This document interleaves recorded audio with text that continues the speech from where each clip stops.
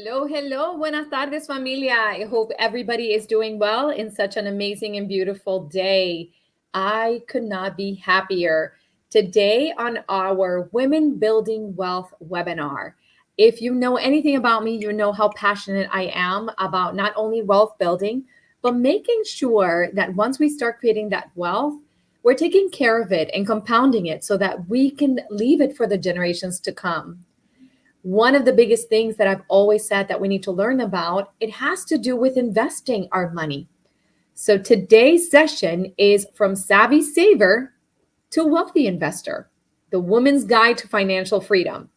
I am so excited to introduce our guest. We have Miss Mariana Martinez, who is the Senior Family Dynamics Consultant for Family Wealth and Culture Services for Wells Fargo Wealth and Investment Management, an amazing partner for us who have really put a lot of resources together to make sure that we know what it is to not only save and make that money, but take our money and compound it to make it even bigger. As well, I have una hermana del alma, Miss Oralia Herrera, who is not only part of the NAR National Board as serving as the secretary, but she's the broker owner of Century 21 TK Realty Inc. from Chicago, and an amazing investor and entrepreneur herself. So please welcome these two amazing ladies to the seminar today. Welcome, welcome. How are you ladies doing? Hello? Yeah, I can hear you, Mariana. Oralia, you are on mute. There we go. So hello, Sarah. Hello, Oralia. Very happy to be here. Thank you for the invitation. Thank you for being here. Well, let's get started. I know people want to hear. Mariana, I'm going to start with you. Oralia, I'm going to ask you the same question afterwards. But Mariana, tell us a little bit about yourself and how you first learned or were introduced to investing. Right. Well, thank you for being interested in my story. And I'm going to go back all the way when I got married. So I did enter my marriage with that old school idea that my husband was going to be the main breadwinner and that I was going to be supporting the income, the family income.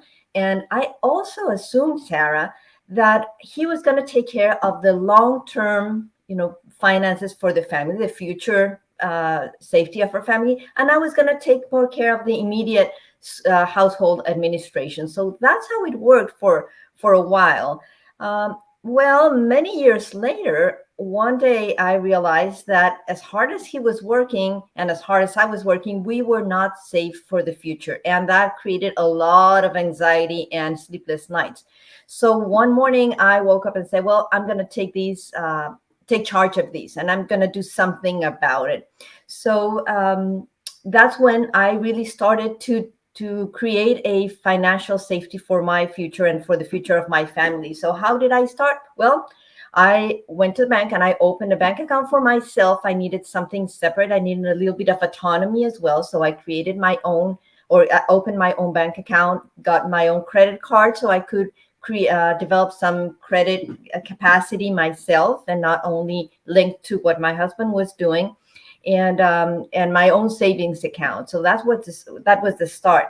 And then very soon after, I created my own very small investment account, but also something separate. So I was working on my own financial safety as an individual as I was working for the family as well. I learned how to create a real budget rather than just in the back of the envelope how much I was going to spend that month and then hope that it worked. So I learned how to create a real budget and stick to it. I also created a plan for longer term savings, and I began to learn all these. But you know what? I only got so far.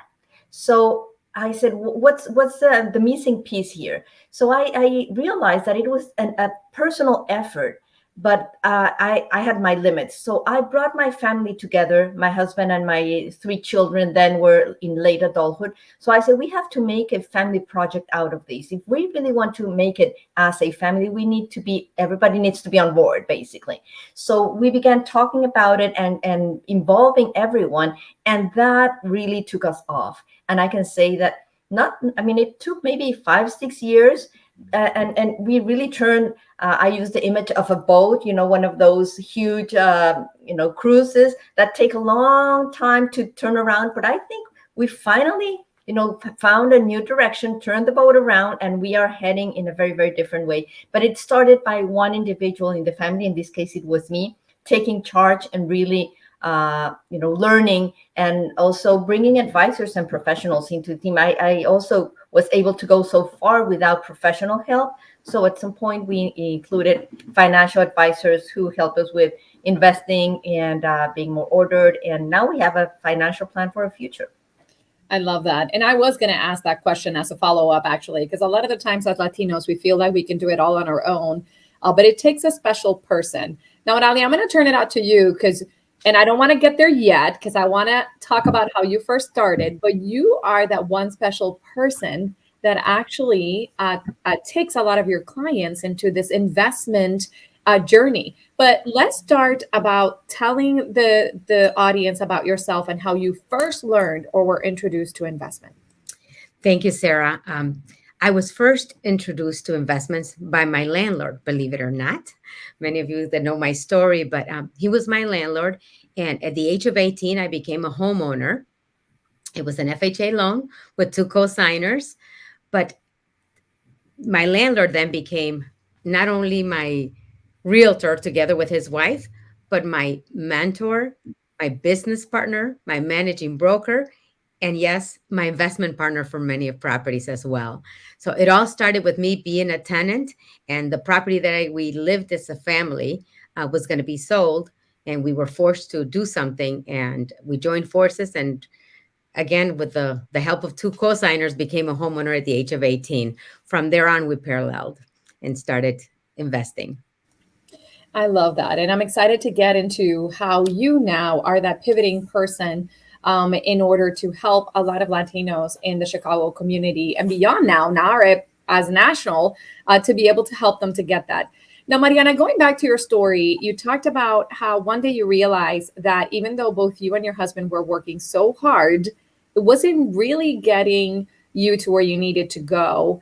And I think that a lot of the times when you were talking about your story, and it was really resonating with me because even though we are very highly educated, we do all these things, a lot of the times we go into marriage thinking, or into older, like, okay, I'll take care of the bills and the kids and this and that, and you take care of planning our financial future.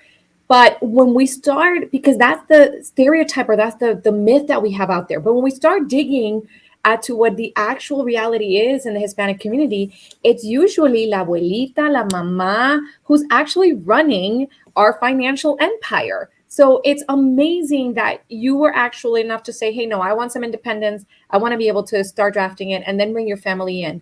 A lot of Latinas do. But what are the values that Latinas hold high, and how does that inform their financial lives?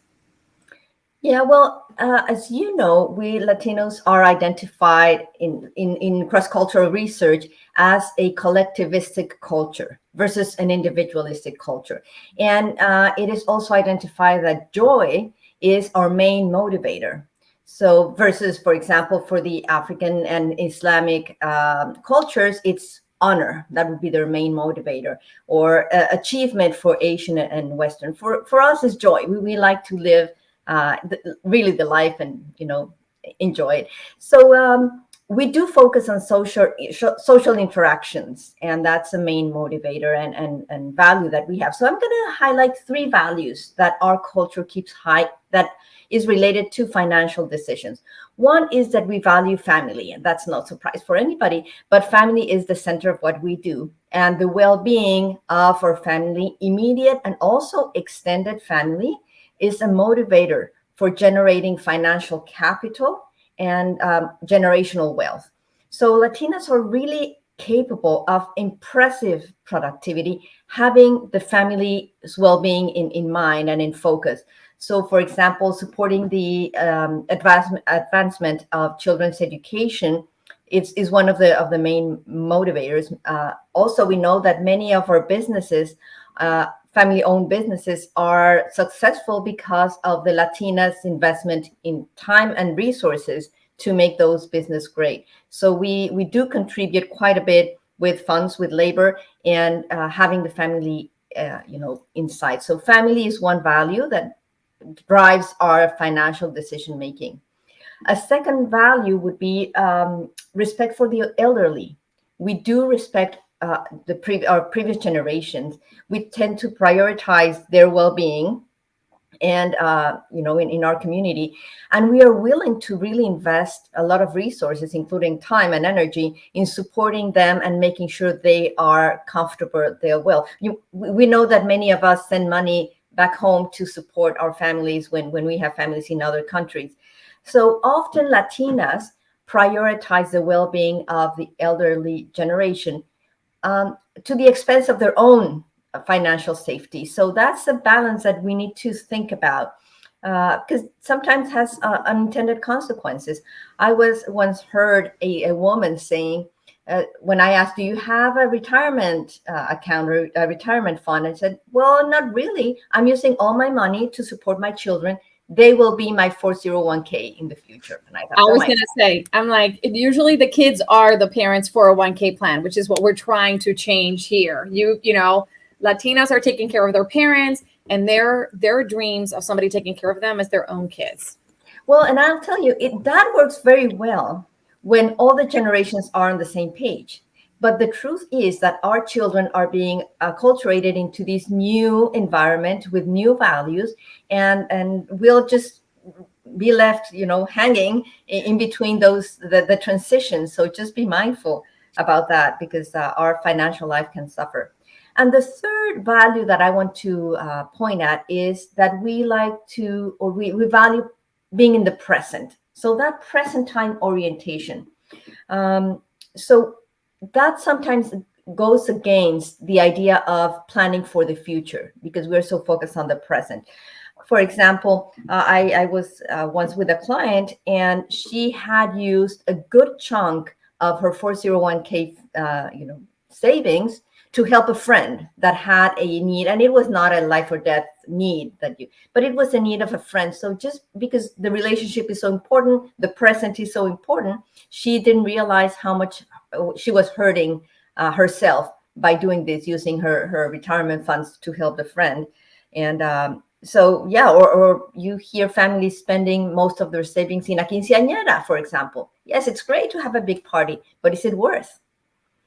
So these three values really orient our financial decisions: family, respect for older generations, and present time orientation.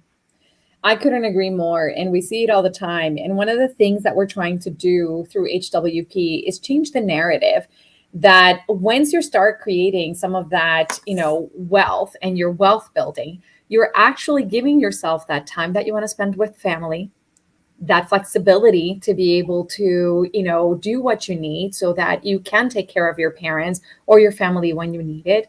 And that, by being able to be disciplined and getting the help that you need, which I think is so sorely lacking in our communities, that you'll be able then to truly live in the present and not worry about anything else.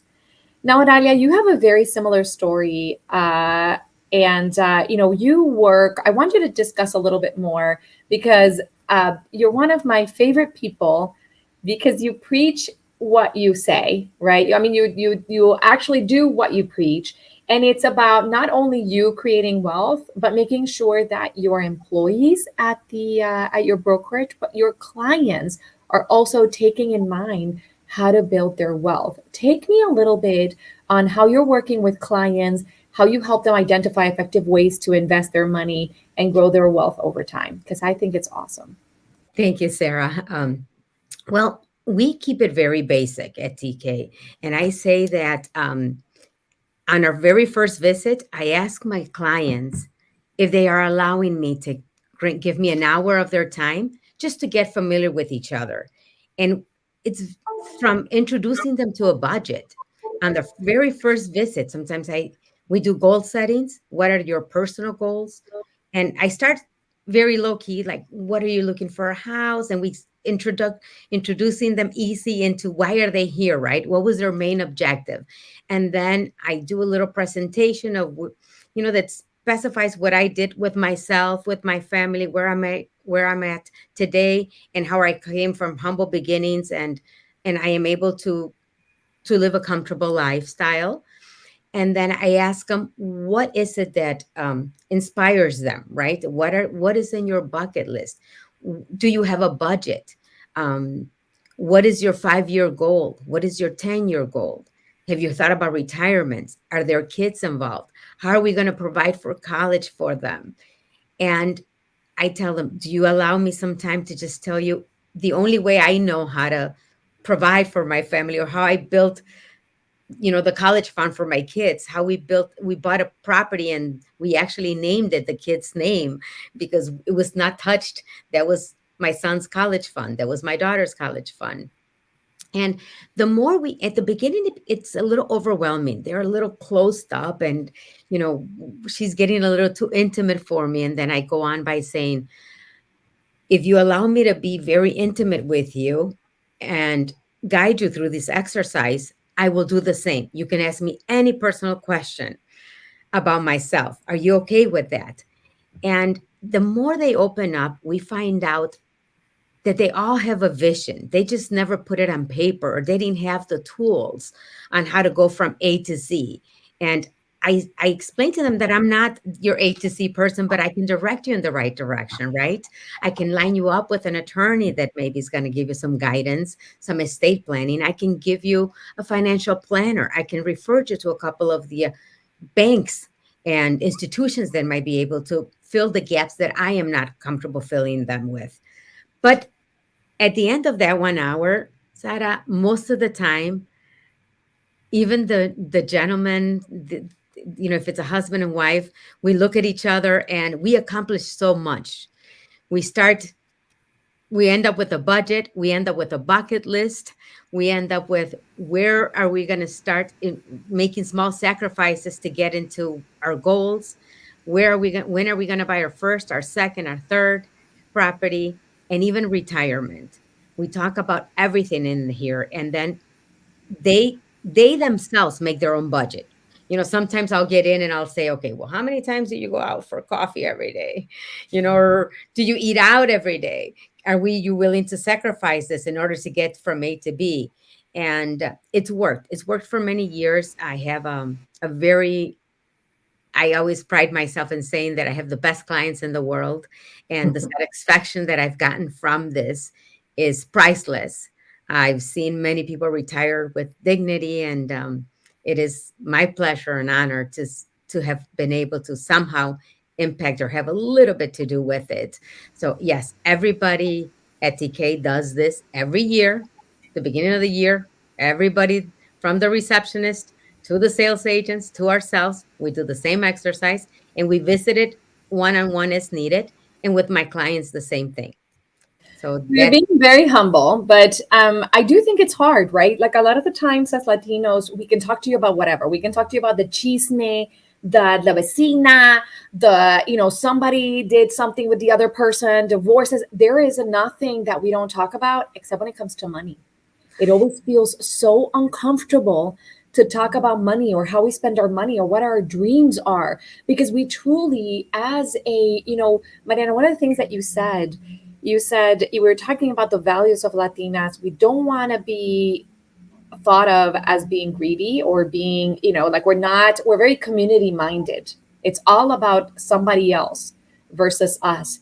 And I feel like a lot of the times as Latinos, we have a hard time talking about budget or things like that because we're like, well, we just have enough to live right now, the now, and enjoy it. Now, Oralia, before I move on to the next question, I know that you sit down with your agents as well as your clients, and they might come in wanting that dream home and wanting to, have all the bedrooms and the this and the that. And you actually, after having those conversations, maybe pull them back and say, well, let's start thinking about what if you could buy a duplex? And yes, you're in a little bit of a smaller home, but take me a little bit through that. exactly. I always tell them that you can skip a step or get ahead of yourself if you just are willing to make the sacrifice. Instead of going to that single family home that you're dreaming of, the first time you buy, you can buy an FHA product, a 2 to 4 unit residential. Occupy that as your principal residence with 3.5% down, right? And then we tap into other types of grants that are available. And if they move into the single family if they move into one of these units and use the income from the other units to qualify, they achieve better financing, they can qualify for more, and it's almost, this can become a residual building property for them in years to come. They don't have to stay there forever. I tell them, look, we can revisit this 2 years from now. It's a short-term sacrifice, right? 2 years. 2 years go by fast. How long have you been renting where you're at? Are you willing to make that sacrifice? And many of them choose to go ahead and do that. Not everybody. I was one of the ones that said no when TK explained to me to go into that. And then I had to come back and put 25% down for my investment property, right? But those that do understand that this is an opportunity, I think we owe to everyone to explain it to them, to make sure that they understand that they can become homeowners of a multi-unit and then investors at the same time. I love that. I think that's phenomenal. And a lot of the times, all we need is somebody to explain that those options are even available for us to be able to start thinking that way. Now, Mariana, we're talking, we talked about, okay, how do we start an investment? How do we start saving? How do we upgrade our own financial game as Latinas? Yeah. Well, I think that Oralia was already, going in that direction, because for me is the change of mindset. That is the key of it all. So we need to really change our mindset as Latinas from, being dependent on someone to become more independent and really embrace the responsibility of manage our own finances and the finances for the family, or the portion of the family finances that we're responsible for. I think that we are, in general, becoming a little more proactive, or a lot more proactive in that sense. And remember that 9 out of 10 women eventually will be responsible for the family's finances. So we'll get there. We will become responsible sooner or later. That's what statistics show. And this is from Women's Quick Fast 2016. So if we know that, we want to get ready now. And how do we get ready now? First, improve your financial skills. So our grandmothers used to have maybe a jar with bills, and they would put in those bills there and save the day when the emergency came. But now we're more sophisticated than that, and that's the change of mindset that I want to invite everybody to do. So we have a lot of resources, including investing opportunities at our hands. We need to seize them. So first, improve your financial skills. If you have a budget in the back of an envelope like I did, no, that's not good enough. Let's do a proper budget.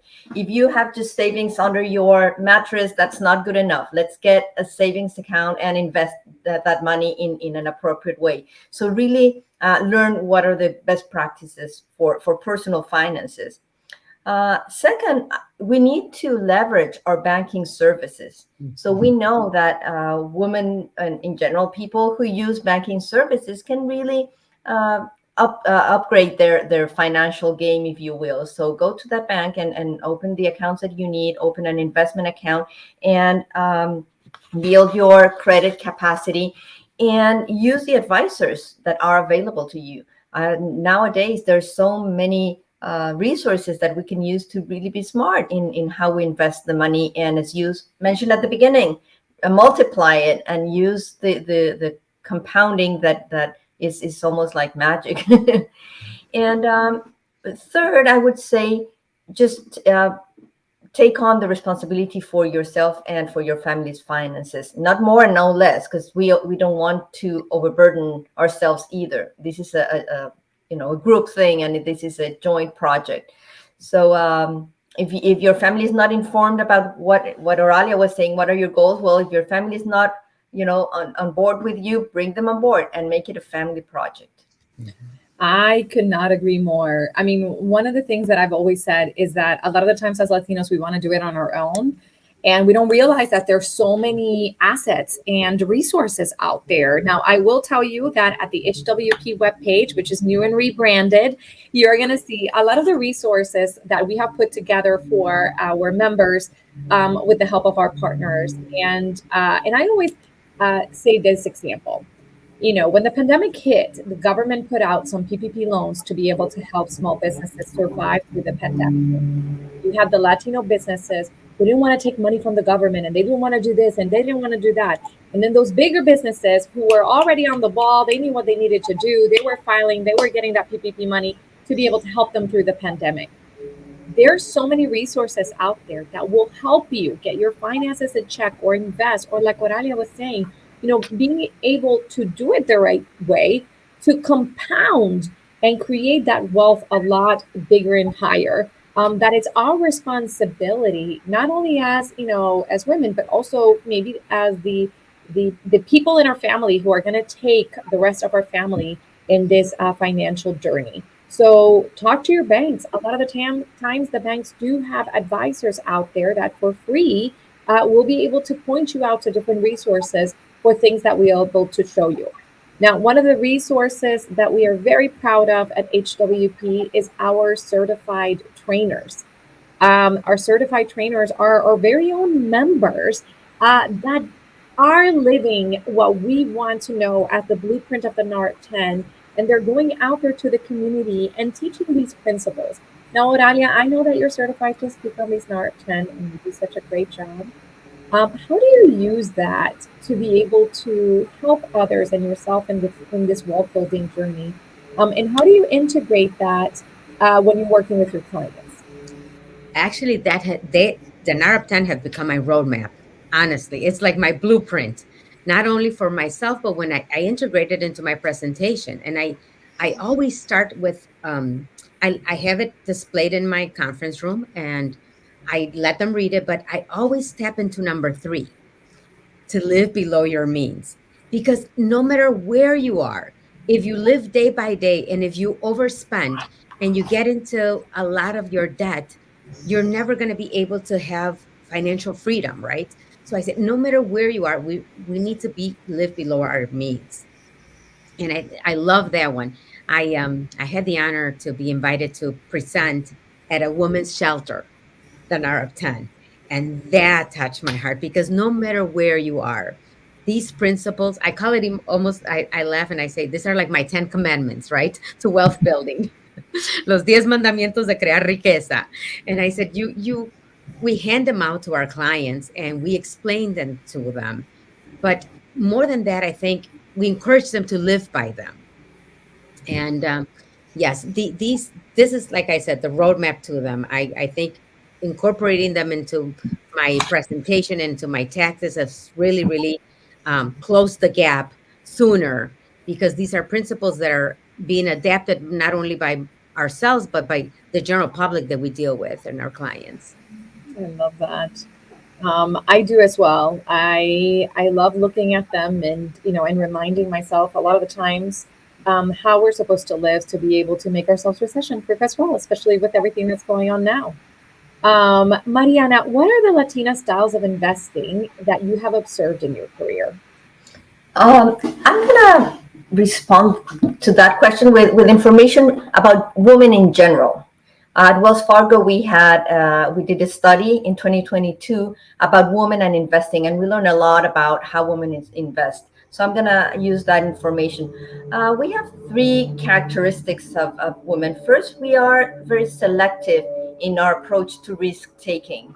And we tend to have to incur in less risk than our men counterparts, but it pays back because we are also very disciplined in the way in what we do. So once we develop a strategy or a financial plan that makes sense to us and that is comfortable in terms of risk, we commit to it and we take it and we stick to it. So that really pays off in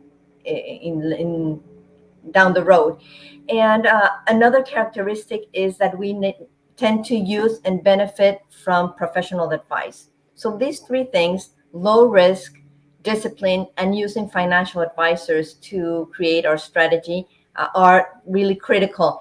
And it really pays off. As a study, another study at Wells Fargo from 2016 to 2020, we follow up woman-led investments and compared to men-led investments, and these investments were better off than those that were led by men. So this strategy is really a solid one, particularly I think the discipline one, and because then once you create something that is makes sense, you are protected from the ups and downs of the market, which is natural, and from making decisions from an emotional perspective. But I think, Sarah, that this group and your group is already investing. We know that in the NARHEP, 70% of their members have an investment account, a retirement account, versus 25% of the general population. So this group is already, in a good trajectory. So, Mariana, but let me tell you. So, what Mariana is talking about is that for last year, for the wealth a report, what we wanted to do is we wanted to see if what we were talking actually helped, right? Because it's all about measurement. And we know that at NARIP, we talk about these wealth principles. We talk about the NARIP 10. We talk about making money. We talk about investment. We talk about all the things and all the steps that people need to take. So we wanted to see, okay, we tracked what our members looked like 10 years ago. We want to track what our members are doing right now to see if talking about these things actually move the needle. And what Mariana is talking about is the survey that we did within our members, and our eyes were so open because let me tell you something. It showed that NARIP members are actually trending above what the Hispanic community is when it comes to everything, when it comes to investment properties, when it comes to diversifying their wealth, when it comes to business and where we are in our business. But I have to say, Mariana, that is because we have been exposed to people with different mindsets to help. Again, one of the things that I'm so proud of is the work that we have been doing at HWP with Wells Fargo as one of our partners, and having these resource page that are tailored specifically to our Latino community. They're not a one size fits all. We're not doing this because it's cool. We're actually sitting down and talking to our Latino community and finding out why we do what we do and what information we need to be able to take the next steps. So I have to say, I'm very proud of that. I'm proud of our certified trainers for going out there. Just to tell you, en lo que lleva del año, our certified trainers have done 78 workshops in 14 states and across 44 cities. And we have touched over 3,200 live audience members. So these are 3,200 people that our certified trainers have talked to about their financial journey. So let's go into our final question before we go to a Q&A. Aurelio, I'll start with you. What resources and tools do you recommend for Latinas who want to take action for their personal finance, wealth creation, or access to capital? Okay, well, I believe all starts with education, right? So, at whatever capacity we are, if we are real estate agents, I say the designations. The NAR offers you the CCIM designation so that you're familiar with all types of investments, with the terms, with cash flows, with everything you need to know about investing.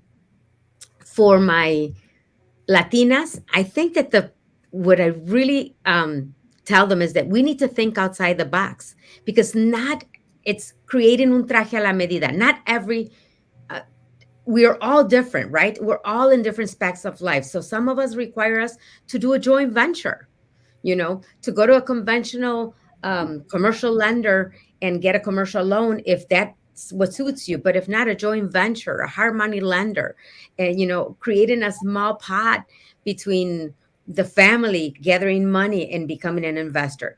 So it is whatever it takes. I usually say that when there's a will, there's a way, and getting them motivated to go ahead and take that leap of faith and doing it, we will find the way. I see that many of them start with working for a company and even a cleaning company, and then they say, well, what does it entail to become my own company, right? And it doesn't take much. They just don't have the resources. So I always say with education and then for reaching out to all of those people around them. And the NARA Hispanic Wealth Project is amazing. Share that page, please. Let's make it so that everybody hears about it and make sure that we give them all the resources and all the tools that we have. I love that. Mariana, what about you? What resources and tools do you recommend for Latinas that want to take action in their personal finance, wealth creation, or even access to capital? Sure. Well, you see here already a QR code that is on the screen. So, because at Wells Fargo, Sarah, we really want to support Latinas at every step of their journey, starting with banking. You know that uh, Claritas 2022 study revealed that the Hispanic group is the more underbanked group, race and ethnic group compared to, to others. 70% of Hispanic household have a checking account versus 89% of the US average. So we're still underbanked. So starting there. And we also have all sorts of services. And because as Aurelia said, every family is different and every journey is different. We want you to contact us, and a specialist will listen to where you're at and what you need, so we can really support you. So I really encourage all the people who are today in the call to get your phones, get this QR code, and give us a call and establish a meeting with a specialist that can really guide you in your journey. We also have, for example, a podcast about money podcast at Wells Fargo that has a short um, segments where we give all the time ideas on how to improve your financial situation. So those are two very concrete resources that I can offer for today. I love it. For me, I'm going to tell you guys number one, just like Mariana said, you're going to see that QR code come up again, and I want you to scan it. It's going to go into our resources page that we have curated with our partners. I will tell you that they are curated with resources for very curious minds, such as myself, where I'm like, you know what? Always people said that I'm the 1,000 question lady because I don't care. I'm going to ask. I don't want to work harder. I want to work faster and smarter so I can enjoy my kids, my presence, my present time. I will tell you that for me, what really did it was being able to stop being embarrassed about asking questions that I felt I needed to know, and talk to my dream team, which I always say is my financial planner, my accountant. You can find those through the banks. Talk to them, let them know, hey, what happens, why should I have this type of not only a checking account but a savings account? What is, how do I do my 401k? Are other ways of us being able to have my money that is in my bank working harder for me so that it's not losing and depreciating with the recession and inflation. So it was about asking questions and not worrying about sounding dumb, but being curious about where those questions could take me. And then if that person didn't know, just like what Alia said, she might not know everything, but she's going to point you to the right person. Now, we do have a question for us. This happens a lot. The question, ladies, is what can you do if your spouse is not willing to live by a budget? Mariana, I'll take you first and then we'll go to Oralia. Yeah, I've seen that before.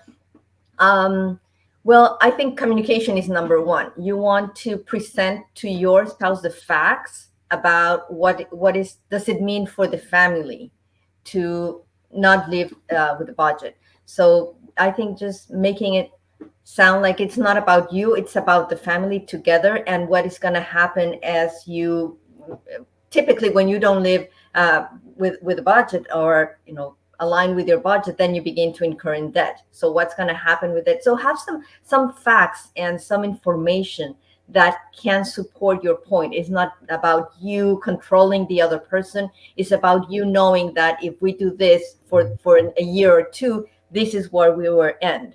And let me tell you that that was part of what I did with my family. I created a chart that said, we are here. If we continue with this pace, we're going to be here. Do we want to do that? And that just opened their eyes. So for me, facts and showing the facts was very, very important. So that's one idea, but it's about communication, I really. love that. What Yes. about you, Oralia? For me, I think I would sit down and do the same exercise I do with my clients with that husband and say, can we give ourselves 1 hour? 1 hour so that you and I can make the goals for our plans where are we going? Where do we see ourselves in 5, 10, 15 years? What are we doing about retirement? How are we going to provide for the family's education? How are we going to do this? And even entice them with a bucket list. What is one thing that you are willing to sacrifice for in order to have it? Whether it be a trip, whether it be a family event, whatever it is. Sometimes even those things have to be budgeted for. So I'm sure that if we put things in perspective for him and we make him see where we are today, where have we been in the past years, and where are we going, by doing the budget and again labeling the small sacrifices that we might have to do to adjust in order to achieve those better things in life, he might come around. So you guys are very reasonable. My suggested answer was going to be like, "Psh, I'm doing my own salary with my own budget, and then you do you and try to see and learn from me." Follow the ladies. Communication is everything. Now, what is the best age to start investing? I'm just going to jump to that now, today, whatever age you are. Of course, the sooner the better. Even as a teenager, when if you have children that age, start saving small amounts and create that savings account and small investing account.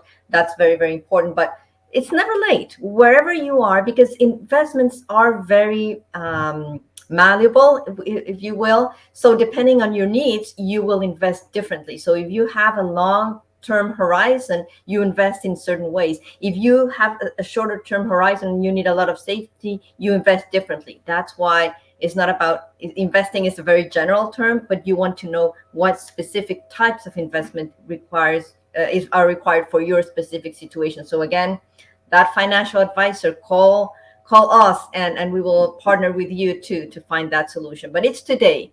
And some people also ask, how much do I need to begin to invest? Whatever you have.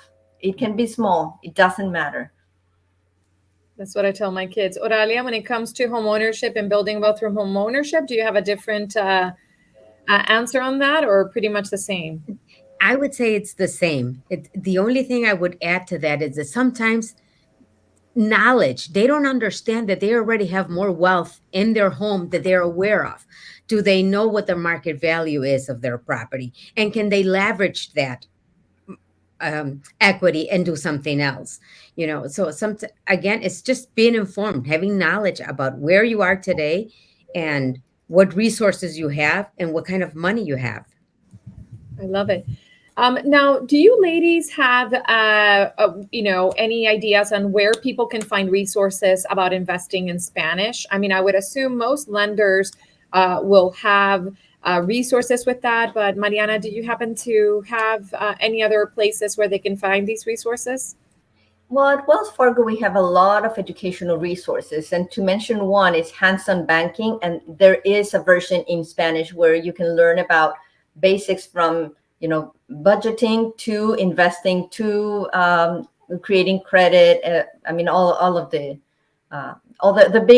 big buckets, which are earning, spending, saving, and giving. So we have that covered in hands-on banking. And there's a Spanish version for that. Perfect. Now, also, Mariana, they wanted you to repeat the percentage of Latinos with banking checking accounts versus population at large.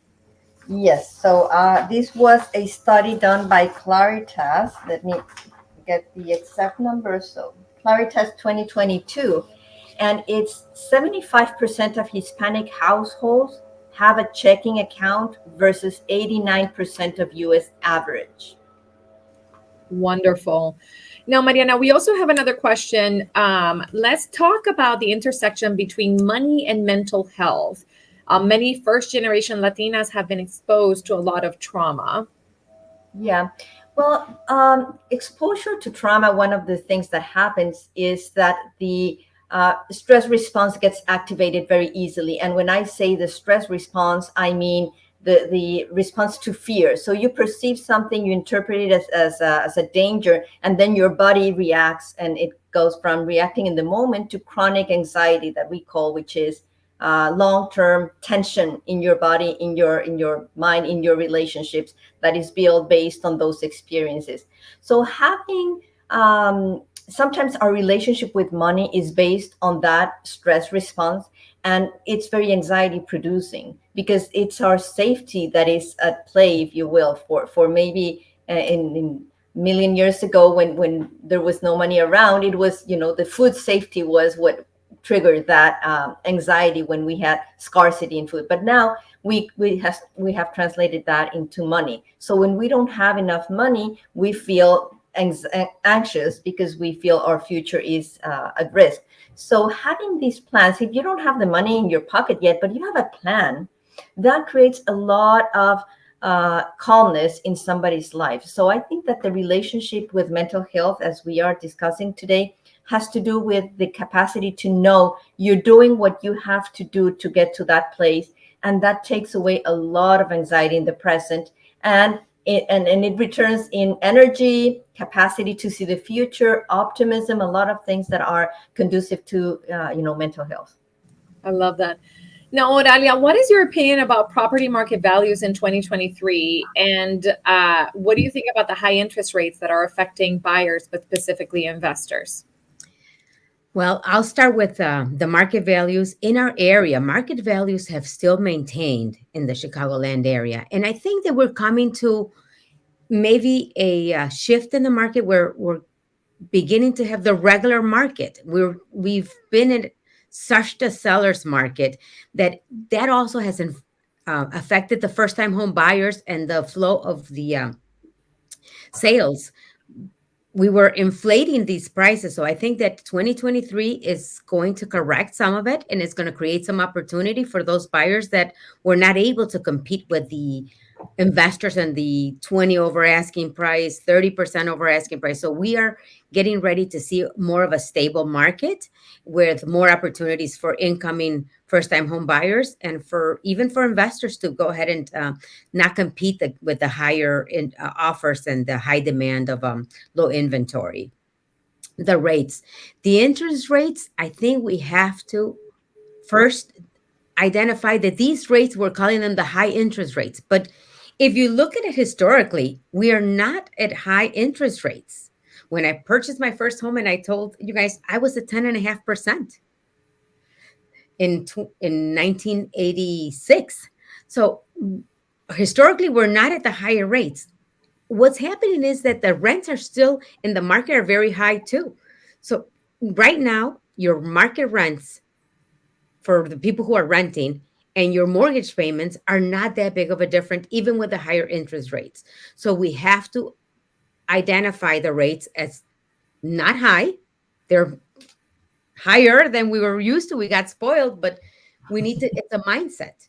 And we still have to get creative of how we can put people, do the buy. Now that we're shifting the market, why can't we have a seller pay a point or two to bring the interest rate down? So we have to get creative. We have to put people into homes, and we have to make sure that housing's still affordable for them. Yeah, I couldn't agree with you more. When I bought my first house, I remember paying 6.75, and I was so excited that thank God Facebook was not the thing, because I would have posted it because it was such a low rate at those times. I do think that that we have, because we've been so used to the twos and the threes, that now they seem higher. But these higher rates, in my mind, offer an opportunity for buyers to buy a better deal. Now, in my area, Northern Virginia, Maryland, and DC, I will tell you that our prices are still going up because there is such low inventory. And what I would say is, that's why property and buying real estate will always be such a safe investment. Just make sure that you can afford it, whether it's at the 6%, 7%, 10% interest rate, or 4% interest rate. If you can afford it, buy what you can afford, because property prices will still be appraising, and they'll still rise, maybe not as high as they had been for the last 2 years, but they're still going to be changing. Well, guys, I can't tell you, I hope everybody in our audience enjoyed this session as much as I did. You ladies are incredible. And if you're taking anything from today's session, is this: Latinas are forging the future. It is our time now to stand up and take control of our narrative. and to be able to lead our families, whether that is your own family or the people around you, to be able to start creating that wealth. The way that you do it is not just by hard work and by having an amazing work ethic, but by educating yourself to show how your money can compound to get you to the next level. It's about education, it's about accessing and actually using those resources that are available to you, and then giving back to the community. Now, go ahead and take out your phones and look at those QR codes, because that will show you our homepage that has all of those resources that we have worked tirelessly to do it. You can also sign up to be a certified trainer. It's an amazing training. And then you can go out and give part of your self, because as Latinos and part of that NARB 10, it's also being philanthropic and being able to pay it forward. As well, make sure that you're registering for our next webinar, which is going to be on June 27th. Mariana, thank you so much for your wisdom and your time. The same thing for you, Oralia. You are incredible. And thank you all for being at our Women Building Wealth webinar. And I can't wait to see you on June 27th for our next one. Enjoy the rest of your week.